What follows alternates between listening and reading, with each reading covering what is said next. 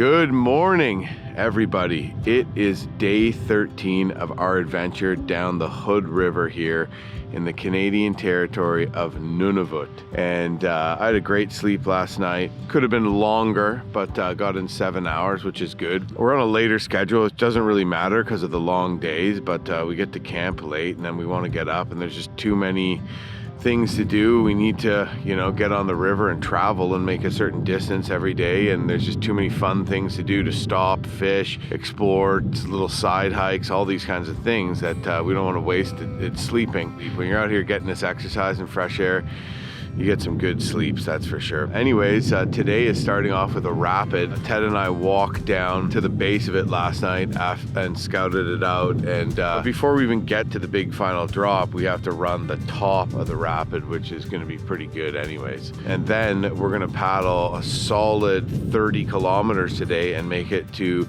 massive Wilberforce Falls, where we'll camp and probably, because it's so cool, explore it a little bit tonight before starting our portage first thing tomorrow morning. And other than that, yeah, we got to make our distance and soak in the beauty of it all along the way and check out what is the pièce de résistance of the Hood River, Wilberforce Falls.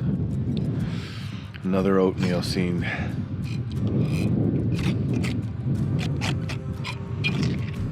What you've all been waiting for. This is going to be the thumbnail.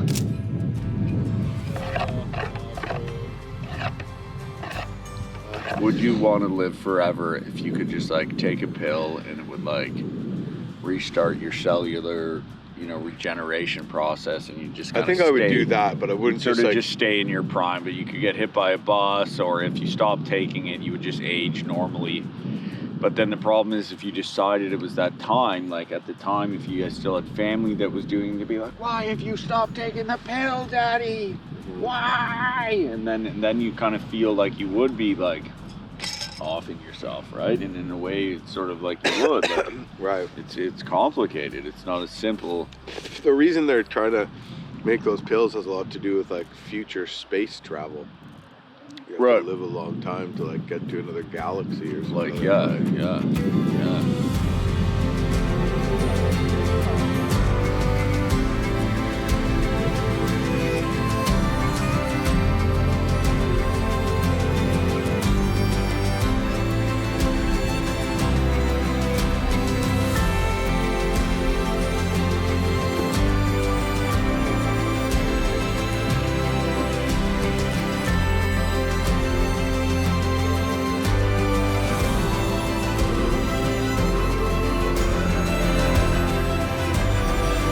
Ted and I are just taking another look at this rapid. The first parts are pretty straightforward, but we don't want to get swept into the end of it.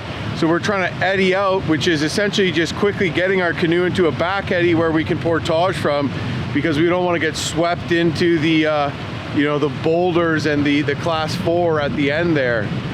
So we're just taking another look, but we should be all right. Always better to take a look. People that don't understand about whitewater canoeing, sometimes the rapids, they might not look so intense from shore or even when you're paddling them, but they sure as hell feel that way. And a lot of the concern in a canoe is not tipping, it's swamping, because a canoe will fill up with water if you hit huge waves. So there's two things you have to try to avoid, and that's filling up as well as tipping.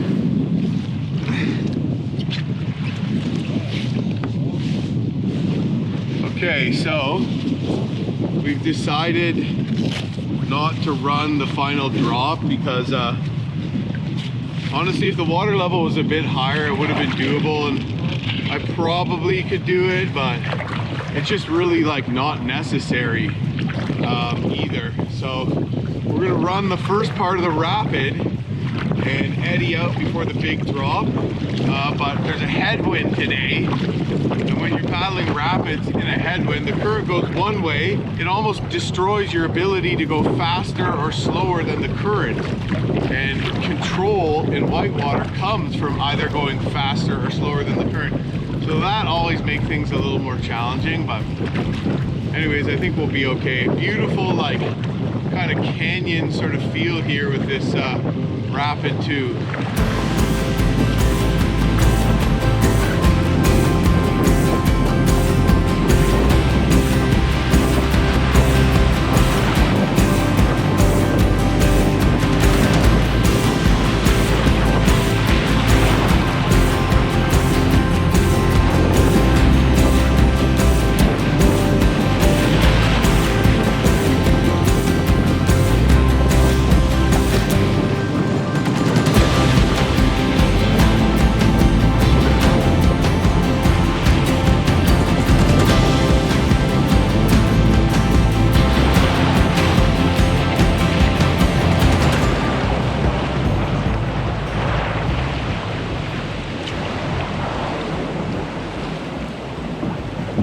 Yeah, look at that. Perfect takeout.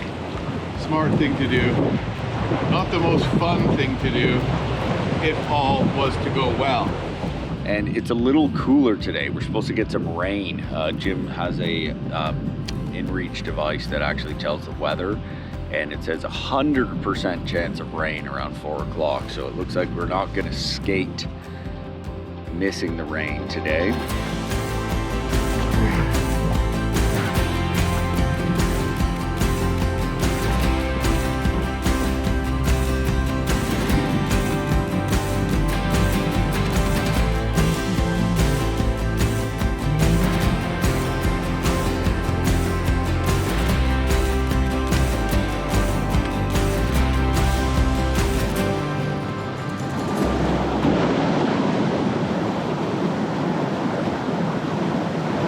I haven't caught anything on this number 5 spinner yet, eh? Maybe they don't like red.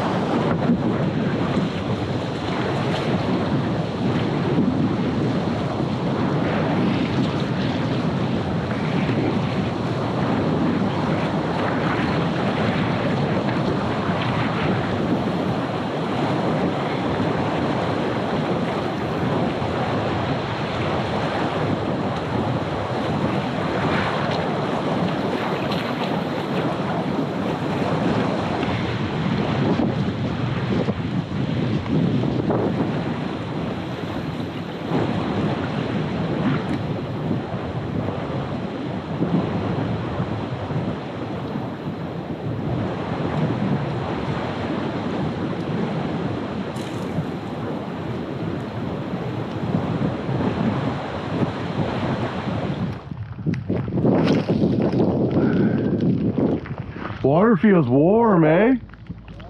So yeah, we're in a spot right now, and where the fishing should be awesome.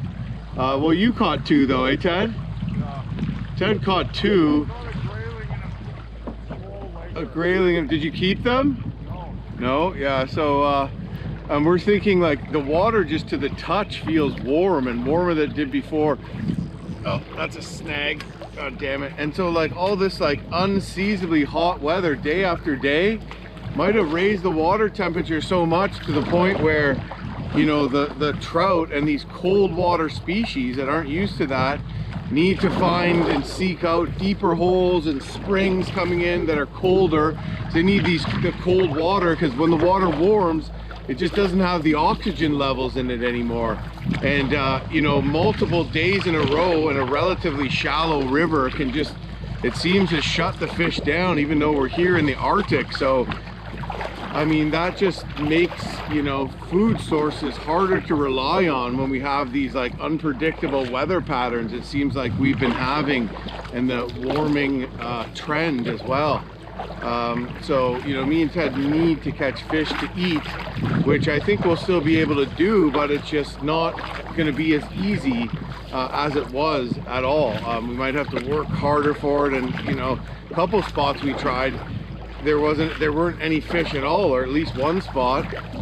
So, you know, some of the tributaries, they might be coming from small lakes. They might actually be bringing in warmer water as opposed to colder water like you would typically find with a tributary to a mountain river that's coming from the alpine, from a glacier even. So anyways, yeah, it just it seems like the fishing has fallen off it here a bit. Come alive, revival.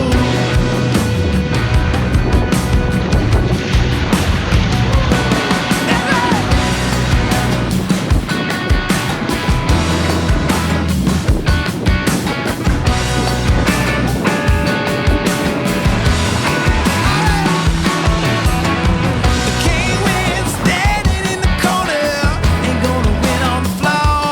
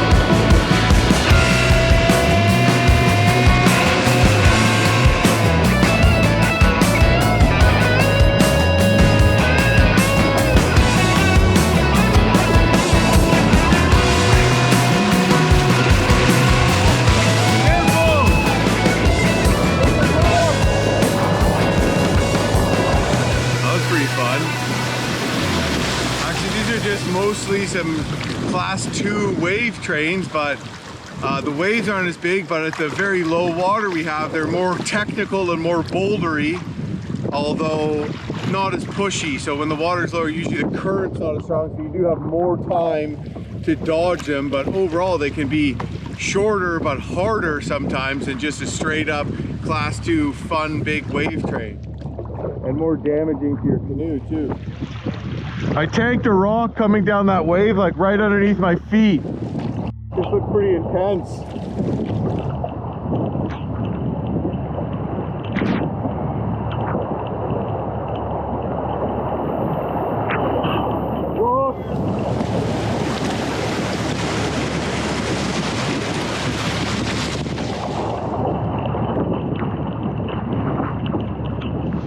Okay, well, I just pulled over and got a rock. Look at that big rock, and put it right in the bow of my canoe on top of my spray deck, because there's such a strong headwind and I'm a little bit stern heavy, so the wind keeps trying to weather vane me and spin me backwards. So by weighting my bow down more, that'll happen less, and even the wind might actually point me straight into it when I'm trimmed bow heavy.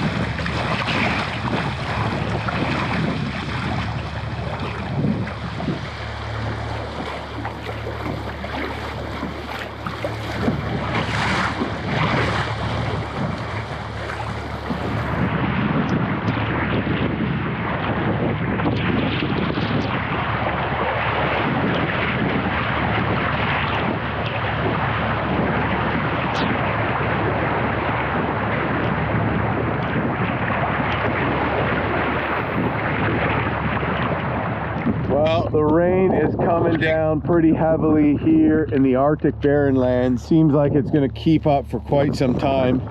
There's only so much you can really do to stay dry. Lots of rapids. I just pulled over to scarf some lunch and head upriver. I don't know, swapping out some batteries or something. But it seems kind of like this is just how it's going to be. We have some big waves to crash over. Some rapids that are, you know, varying difficulty, but nothing too crazy, and a lot of wet weather. And we're just going to keep going on like this for a long time. We're probably going to have to push fairly late into the evening again. Just hopefully we don't catch a chill. So, you know, if we start to get cold, there's no opportunity to light a warming fire here because there's no trees. So you just pull over and you set up your tent, you swap out your clothes, dry them out on a clothesline in the wind the next day. It's the only way you can really dry things. So sun and wind. But anyways, it's beautiful. Stretches of canyonous country, big sloping hills scattered with boulders as usual. The mist is covering the hills, sort of leaving a silhouette in the distance, and we're on a big bending, winding stretch of river, so it's pretty cool. Well, we are battling some very strong headwinds here. Much worse than this, and we might just pull over, but still manageable, I guess. You're getting spoiled with the nice weather. A little taste of what the Arctic really is like, even in July.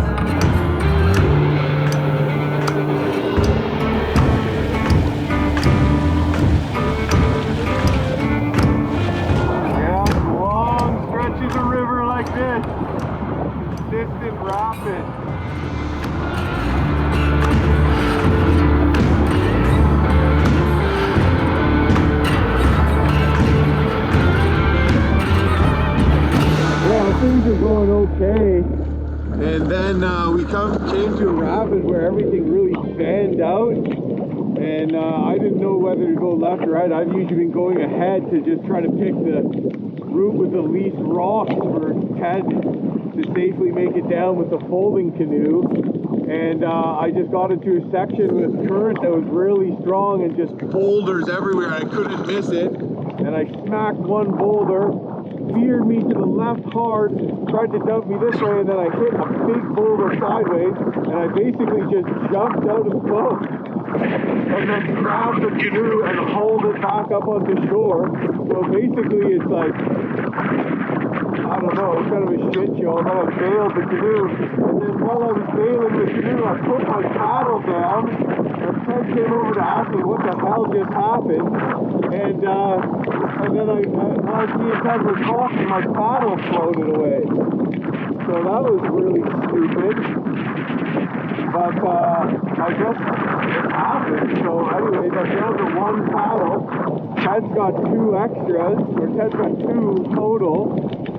But it's not my long paddle that I prefer for whitewater, so I'm going to keep my eye open, but good chance I don't find it, unfortunately. And we're running out of water here.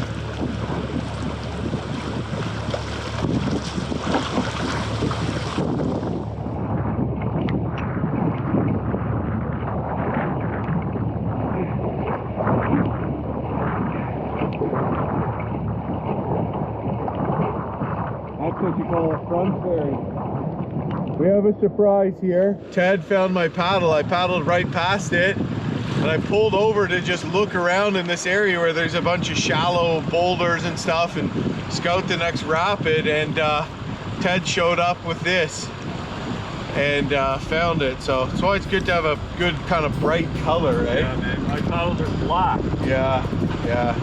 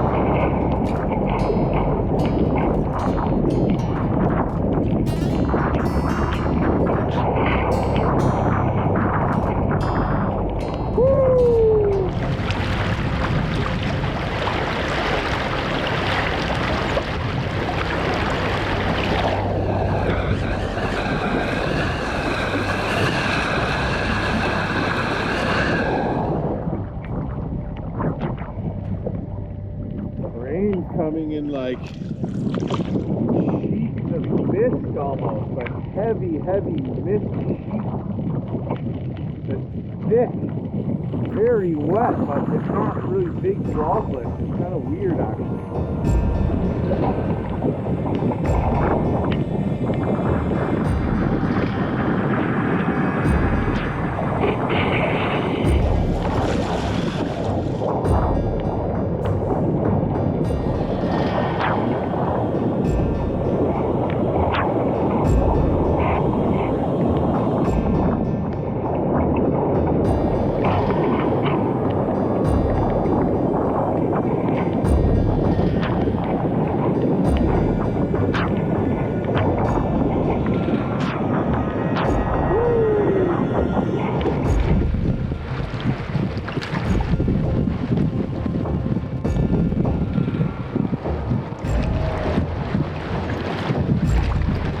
Nice!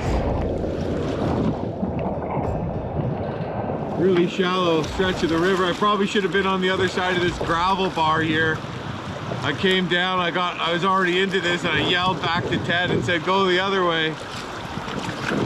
Hopefully he listened. Kind of fun though, but a lot of boulders to dodge.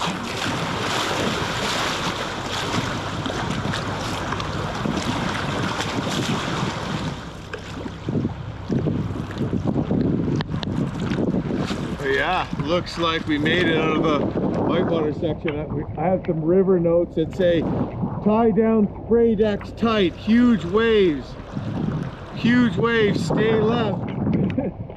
Some scary river notes.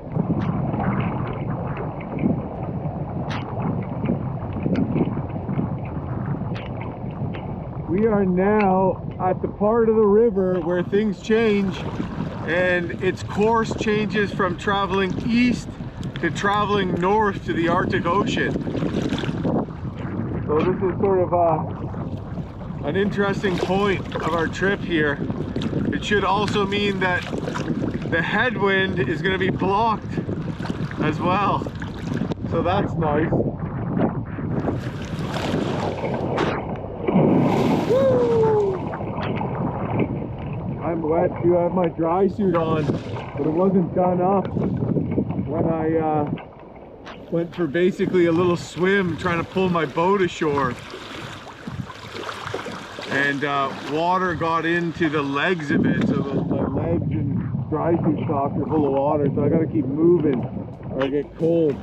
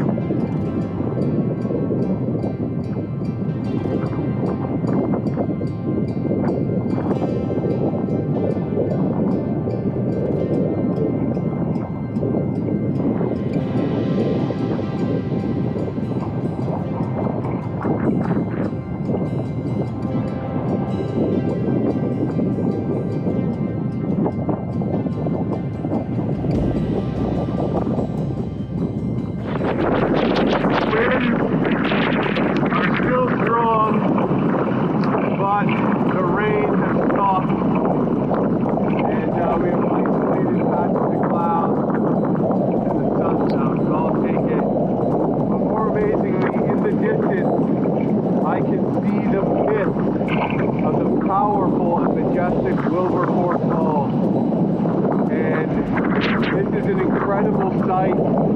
This is a moment that I feel like my life has been building towards for a very long time. It's a dream that I've had probably for about 18 or 20 years to see Wilberforce Falls on the Hood River. It's the most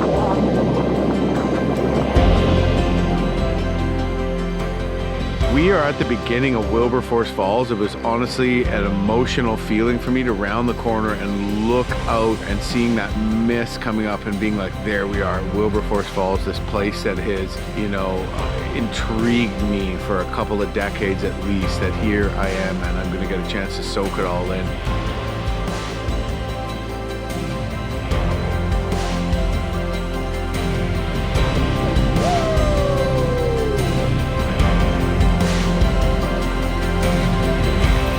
Well, here we are at camp.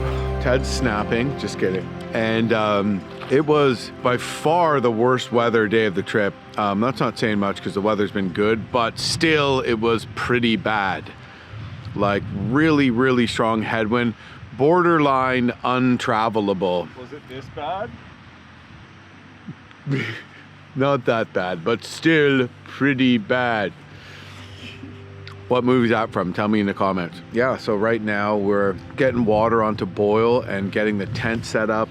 Like I said, I ran up, changed my clothes right away. I'm trying to get my other clothes dried off on these bushes here, but we'll see how well that works. And tomorrow is going to be basically spent all day exploring this area, which is breathtaking, but portaging around this massive falls and canyon. Dude, I feel like the fish gods gave us those 2 fish I kept. Good, like, size, 1 each, and then didn't want us to have any more, but I let them go, which is fine. But, like, that's what they were for, you know? If we wanted them, they were both like 1 For us each. to eat, yeah. Yeah, 1 each, perfect size. Right. For eating, you know? Yeah, we should have kept and then them. nothing bit after that. It's weird. Right. You know? Yeah, that's crazy. Hammer. Nothing. Today, it's pasta. So essentially I just made meat sauce and dehydrated it. So I just used ground beef, chopped up onions, tomato sauce. I think I put a little tomato paste because I ran out of tomato sauce, and basically just followed the good old-fashioned spaghetti sauce recipe. Then I brought the spaghetti by itself. So you can cook it all together and dehydrate all of it, but if you're bringing pasta, it's already dry. So you might as well just cook it and rehydrate the sauce itself. Another step when you're out here though, and maybe a little heavier, I'm not sure.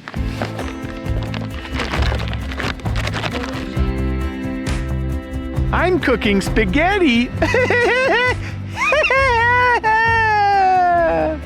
I've lost me marbles. Well, I forgot to boil the water first and then add the pasta. I just added pasta to like already boiled hot water.